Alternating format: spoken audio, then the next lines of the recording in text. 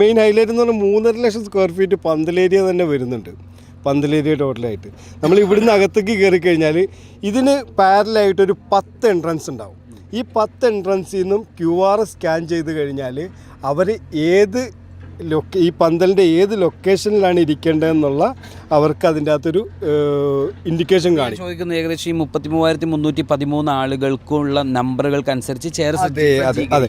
ഇതിൻ്റെ ഉള്ളിൽ 106 പേരുടെ 313 ഗ്രൂപ്പുകളാണ് ഇതിൻ്റെ അകത്ത് ഉണ്ടാവുക. 106 പേരെ വെച്ചിട്ട് ഡിവൈഡ് ചെയ്യുന്ന 313 ഗ്രൂപ്പുകൾ. അപ്പോൾ ഈ 313 ഗ്രൂപ്പിൻ്റെയും ലൊക്കേഷൻ എവിടെയാണെന്നുള്ളത് അത് മാർക്ക് ചെയ്തിട്ടുണ്ടാവും. ഒരു മാർക്ക് ഉണ്ടാവും. അതിൻ്റെ ഒരു സിസ്റ്റം ഉണ്ട്.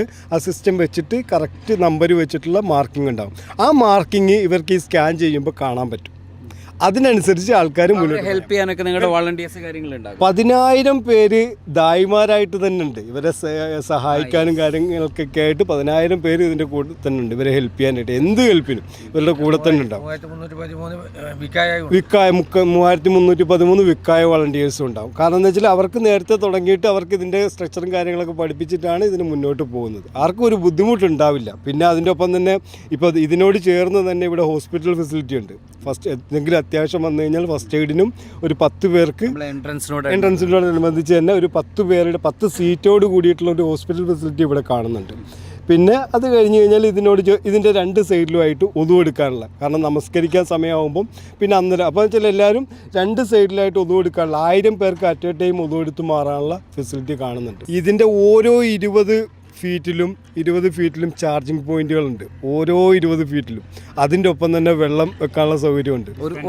ഒരു പോയിന്റിൽ എത്ര പ്ലഗ് ഉണ്ടാവും? 15 പ്ലഗ് വരുന്ന അങ്ങനെ കണ്ടിന്യൂസ് കണക്ഷൻസ് ആണ്. കാരണം ഒരാൾക്ക് അപ്പം അവർക്ക് ചിലപ്പം സംശയം ഉണ്ടാവും, എൻ്റെ ഫോൺ അവിടെ കൊണ്ടുവച്ച് ഇവിടെ ഇരുന്ന ഇതാവുമോ. ആ കൺഫ്യൂഷൻ ഒന്നും വേണ്ട. കാരണം ഇരുന്നാൽ കാണാവുന്ന രീതിയിൽ ടേബിളിൻ്റെ മുകളിൽ എല്ലാവരുടെ ഫോണും ഉണ്ടാവും.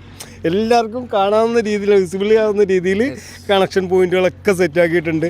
അതിൻ്റെ ഒപ്പം തന്നെ വെള്ളത്തിൻ്റെ പോയിന്റും പോകുന്നുണ്ട്.